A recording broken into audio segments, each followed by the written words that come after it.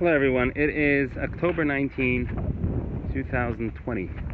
Beautiful day today in Riverview, Florida. And we are 2 weeks from the 2020 election. So some interesting stuff happening. So the latest political brouhaha is about Hunter Biden. So the New York Post published an article that an email exists, an email message, wherein somebody was asking Hunter to make introductions, actually was thanking Hunter for introducing them to Joe Biden. So this is an official from Burisma. So this is major news. Why? So for one, this actually contradicts Joe Biden's assertion that he had nothing to do with his son's Burisma dealings. Okay, so in this email, he's thanking, this official from Burisma is thanking Hunter Biden for making that introduction. So if that's true, then yeah, so he lied there. But in addition, it also shows that there's clearly corruption happening here, right? There's clearly, I mean, he is denying that that this whole firing of this prosecutor had anything to do with his investigating Burisma. Right? Joe Biden says, no, the reason he pressured Ukraine to fire the prosecutor is that he was corrupt, quote unquote. And so this shows that maybe that's not the reason. Maybe it is because he was investigating Burisma, which is what many people have been arguing for a long time now. So this is major news. But what is even bigger news is that this story, the New York Post published it, and then Twitter and Facebook decided to suppress the story. Incredible news. This is actually even bigger news than the actual news. This is absolutely unprecedented, unheard of about these technology giants. You know, I remember when they started, I remember when I signed up for my first Facebook account, and for many years, nobody thought of these companies as being but a platform. You know, they make money through advertising, they let people say whatever they want, they let people read whatever they want, and then they just make money from advertising. Like, it makes a lot of sense, this business model, right? Like, whether you're a conservative or a liberal, they'll feed you whatever news you want to read, right? Whatever you want. And then they'll mix in some advertising, so they'll make money off of you. So there's no reason to get involved in anything. There's no reason to curate any stuff, right? Whatever you want, they'll give you. So this is how it was for many years. But then in recent years, and especially since the Trump era, I think that's when it really started, they started showing bias against Trump, and in favor of the Democratic Party. And now it is just blatant. It is front and center. There's no hiding it anymore. Why in the world would Twitter and Facebook suppress this story? So they're telling us, because it was the hacked materials policy. Is that what they say? Hacked? Something like that. So they say because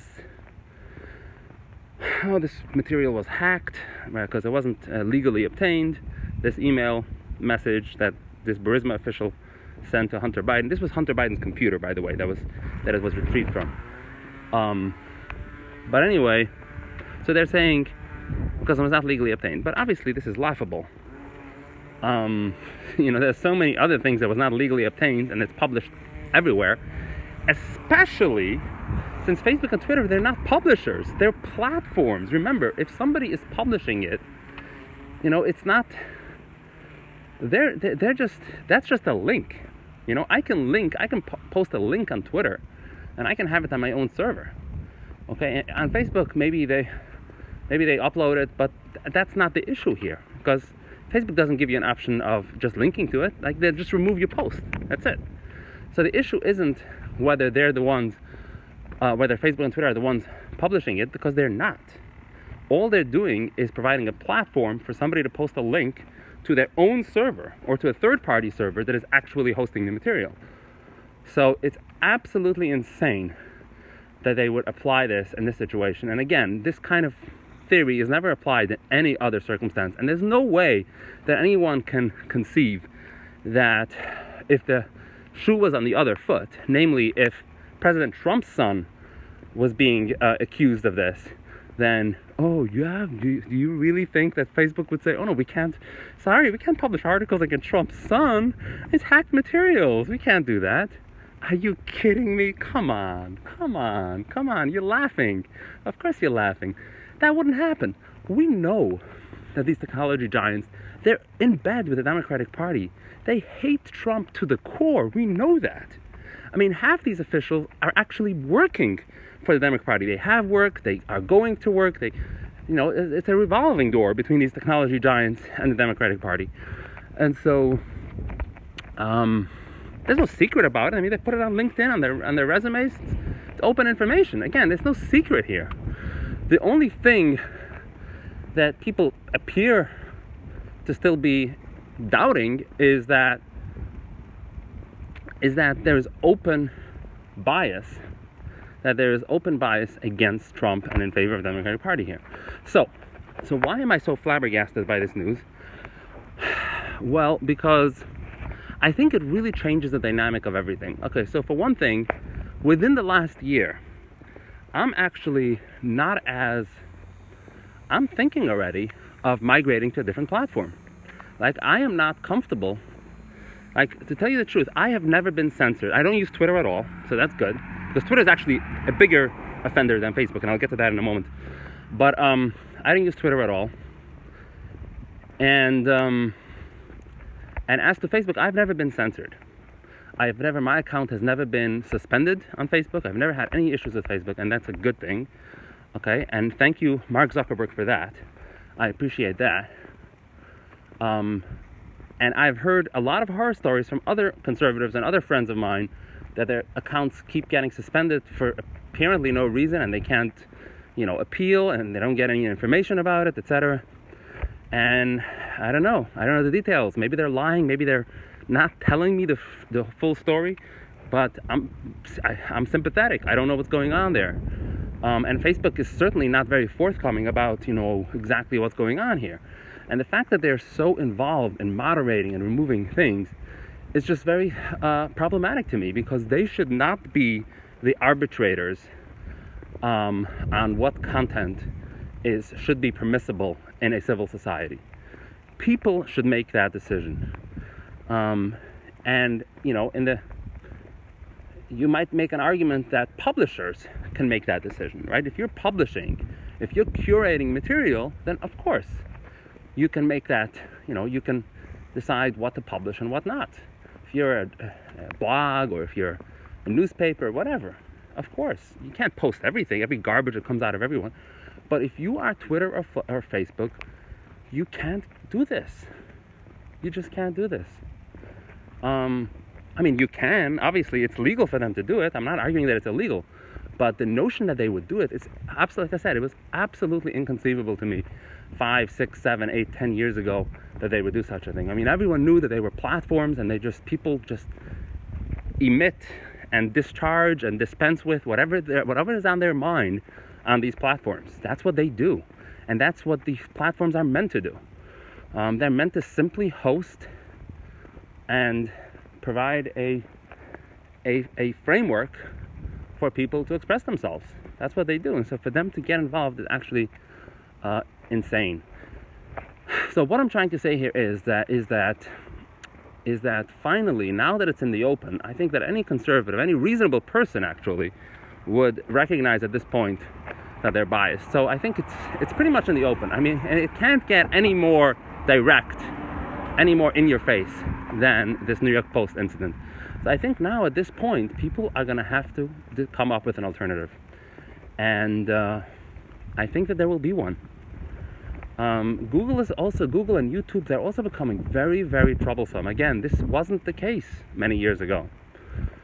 The first time that alerted me to this Google problem is when they fired this guy. I forgot his name already, but this happened like about 2 years ago. So he posted some thing. So Google itself solicited information from their workers. They asked, like, what do you think about, creating a more egalitarian environment, hiring more women, etc. They asked their own employees. So an employee seemingly doing the right thing, right? Which is, hey, you asked me for my opinion, so I'm going to give you my opinion. So then he posted something in this internal internal board. So he posted something saying that he thinks that women are just built differently, and you're never going to have full equality in hiring between the genders. And then he was fired. I mean, I looked into all the information about that. Again, mind-boggling. I just couldn't believe this. But I couldn't believe that Google would do that. I mean, the information was all there. I mean, I wasn't missing anything. He was just fired, just like that. Why was he fired? Because of the mob, not because of Google. Google basically acquiesced to the mob, and so that's when I realized there's something going on here, something really crazy going on here. And in other words, the technology companies have been hijacked. They've been taken over by radicals. They're not the same as when they first began. And so now the question is, what's going to happen down the road? Like at that time, that was the first incident. And then there was others, and they started deleting, or they wiped out Alex Jones, and then they started, even the Young Turks. They just demonetize people left and right. If they don't agree with you, if they don't like you, they're just gonna lower you a notch in the pecking order, and they're just gonna make it more difficult for you to get exposure and for people to see you and for you to make money on the platform. Insane, absolutely insane that they would do this. And so yes, I think a lot of people are pissed at this point, and there's going to be an alternative. I think it's just a question of time at this point. It's just a question of time until it happens. I don't think these companies can help themselves. They're under such enormous pressure by the mob, both internally, meaning within the company, and the people who use them, some of these people who use these platforms, who are extremely vociferous. They're very vocal about it. They kick up a storm every time something silly happens, and there's just enormous pressure, and people buckle. They just buckle under pressure, and they start giving in. Okay, you want me to delete? You want me to do this? Okay, here it is. I deleted. I canceled this guy. Okay, you happy now? Of course they're not happy, because once you give in, they just ask for more and more and more. It's just never ending. I have no doubt about it. This is like the French Revolution. You start killing people, and it's no end, and then you kill your own. So bottom line is that there's something really, really seismic that has just occurred, and I think it's going to be the start of a new era in which we will see real competition in the social media platforms. So you will have another, possibly, hopefully, we will have another company that will be a true platform that does not censor, does not mediate, does not put itself in that position of having to delete anything based on anything. I mean, other than possibly a copyright violation, but other than that, if you're expressing a view, then that's it. Okay, so now let me go back to what I mentioned in passing earlier about Facebook versus Twitter. So I've always been a lot more suspicious about Twitter than about Facebook, and that is because the Twitter CEO, the Twitter leadership, is much more overtly democratic and anti-Trump than in the case of Facebook. In the case of Facebook, the one who has the most power in the organization is obviously the owner and founder, the CEO and founder, Mark Zuckerberg. And my impression of Mark Zuckerberg, I actually have a favorable opinion of him. My impression is that he's actually a good person who wants Facebook to be above the fray. He does not want Facebook to get involved in political questions. He wants all parties to have equal access and equal opportunity to advertise and to promote their views or whatever. And non-partisan actors as well, for them to be able to express themselves freely without the mob, coming down on them and pressuring Facebook to remove them, etc. That is his position, personally. However, the organization is just too big for him to control at this point. That's just the reality. Facebook has become such a big beast, such an enormous entity, controlling so much information, so many users, so much content being posted, and there's so many officers working under him that he just can't control them anymore. And that's just the reality of the situation. You know, if you're a CEO, if you are a founder of a business, the reality is that at one point you will become the victim of your own success. Meaning, if you become really effective and really big, then you will actually lose control over your own business. It'll almost assume a mind of its own, a will of its own.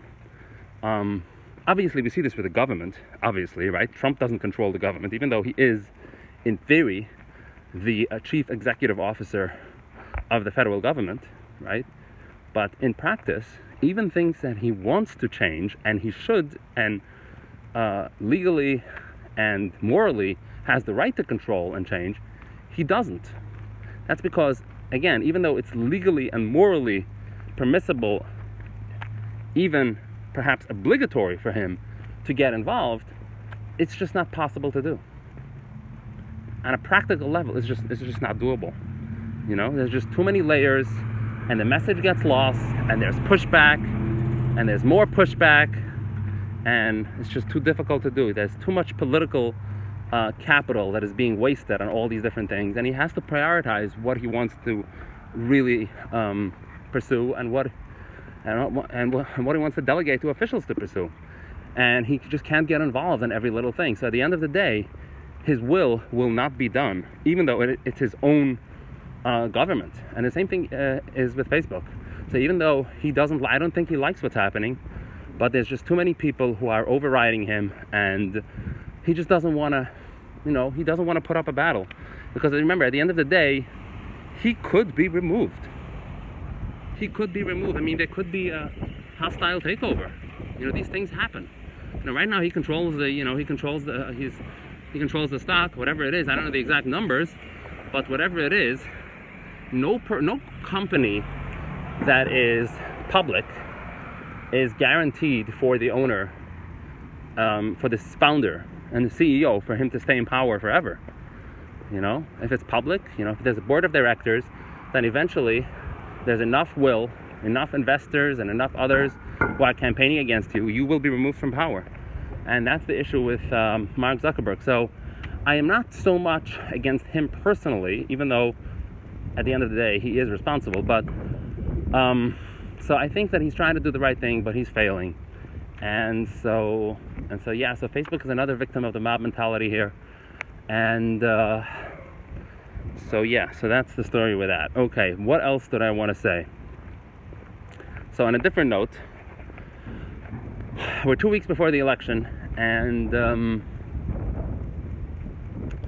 it's a very interesting that most pundits predict that Biden is going to win, and yet that's just not the case. The data does not show it.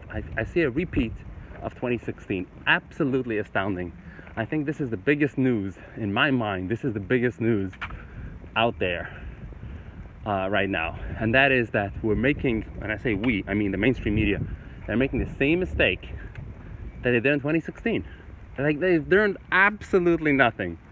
They're just running the polls, the same type of polls that they ran in 2016, or not running in the case of Michigan and Pennsylvania and Wisconsin, just ignoring them altogether, assuming that that's just the blue firewall, whatever they call it, and they're just, Biden is going to win. Now, why do they do this? This is interesting. You would think psychologically that you want to get out the vote, and in order to motivate people to go out and vote, you wouldn't project too much confidence, right? Stunning. I don't understand it. It's so interesting. The world is a very interesting place we live in, and sometimes people do things that are not rational. They don't make any sense, and I don't know. Obviously, they want to project confidence. They want to reassure their own people. Or maybe it's a genuine delusion. It's really a genuine delusion because they think that because they think that that's what should happen, they are deluding themselves that it is happening. Maybe that's what's going on here. I don't know. But, so Robert Cahaly is his name. He's the founder of the Trafalgar Group. And he's the only one who was right in 2016. He's the only one, or one of the only ones, who have really, actually accurate predictions in their polls. And their polls are actually quite different from the other polls. He has, and there's an interview he gave in National Review and then others, so you can look it up and read it. He does things differently from other pollsters, and he comes up with better data and better information. I don't want to go into details right now, but suffice it to say that this is not theoretical, this is empirical, meaning the results actually show it, that he is, in fact, predicting accurately, whereas other pollsters are failing. And so he's saying it's happening again. He's saying Trump is favored to win, period. Incredible, absolutely incredible. Now, let me say this. I am not sure that Trump will win. He could still lose. And in fact, Cahaly mentions that in Pennsylvania, this is one state that he might lose due to fraud. I don't know the details, but if Cahaly says it, I actually believe him, because he's in the business. Remember, he's not a partisan. He started it as a political consultancy, and he's just predicting, and that's how he makes money, by predicting accurately. That's all it is. He basically pivoted from political consultancy to polling because he was so good in 2016, right? So people just trusted him, and of course he won't reveal his clients because the mob mentality right now, they'll dox anyone who is his client, because at the end of the day, the leftists don't care. They all want accurate results. That's what they want. They don't care whether you're predicting. I mean, the real companies who want real information, they're not looking for delusional results. They're looking for real results. So they're going to hire whoever is the best. And so they do in fact hire him, notwithstanding his dour predictions for the Democrats and his upbeat predictions for Trump and the Republicans. But yeah, so this is like, he gets no coverage, of course. He'll never be invited on MSNBC or CNN or anywhere. Like, I haven't even seen an interview of him on Fox, so I don't know what's going on. But there you have it. It's absolutely insane what's going on in this world. So Cahaly, he's the one who's reliable. He's the most reliable pollster out there. Show me any other pollster who is more reliable than him. There is none. And he gets no coverage. Nobody cares about what he says. What a world we live in. Insane. Absolutely insane. I mean, I get amused just by, if everything was predictable and orderly in the world, if there was no chaos, no, what do the physicists call it?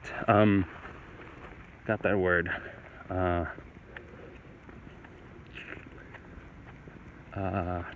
Starts with an E. Forgot. Anyway.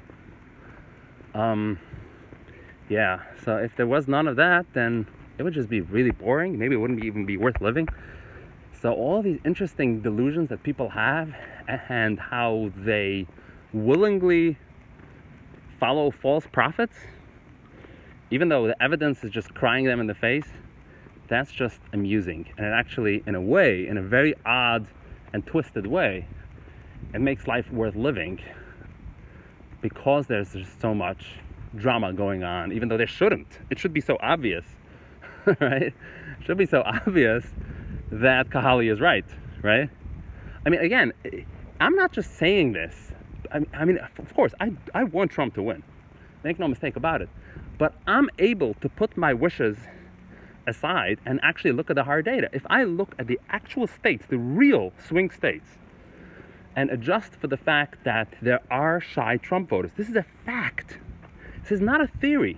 We saw it in 2016. We see it constantly. The Bradley effect. It's called the Bradley effect. It's called the social desirability bias. People don't want to express opinions that they think are not popular. They're just not going to say it. They don't want to appear controversial or rude or whatever. And so they're not going to give you their true opinion. This is the reality. So if you adjust for that, then Trump is a favorite to win. Even if you don't adjust for that, Trump is still very close to win. But if you adjust for that, and you have to. Again, you have to adjust for that based on what we learned in 2016. And so yeah, so interesting stuff going on. So long. And yeah, so just to be clear, I'm not saying necessarily that Trump is going to win. In my mind, if I have to give him true odds, like if I was a bookmaker and I have to put a number, a percentage on it, I think Trump is about a 60 to 70% favorite to win. I think something like that, about 2 out of 3. I think there's about a 1/3 chance that he could win. I think if everything were done honestly, and by that I mean that nobody is voting twice, that they shouldn't vote, no illegal people are voting, like everything is done on the up and up, then I think Trump will win. I think that in this case, I actually agree with Trump. Trump has been asked repeatedly, would you accept the results of the election?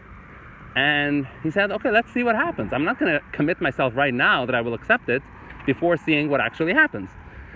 I got to say, he's right. He's right. The Democrats are going all out. They are going insane about this Trump presidency, and they'll do anything to defeat him, even if it's hanky-panky. Even if they gotta just play around and do something illegal, they will do it. They have no qualms about it. They will do it, and they're actually doing it. So I don't know. So I think that there's a very good chance that if Trump loses, it will have been due to cheating. There's a very good chance. So I'm not saying necessarily. I will actually look at the data and I will try to evaluate it. And it's possible that he will lose on the up and up. But like I said, Trump is a favorite to win. He could lose legitimately, meaning just, it swings in favor of Biden and that's it. Or he could also lose illegitimately. So these three possibilities are actually out there. I don't think that the cheating favors Trump. I don't think so at all. I think the cheating favors the liberals, the Democrats. And so yeah. So if Trump wins, obviously he wins. There's nothing to talk about. But if he loses, he may lose legitimately, or he may lose due to fraud.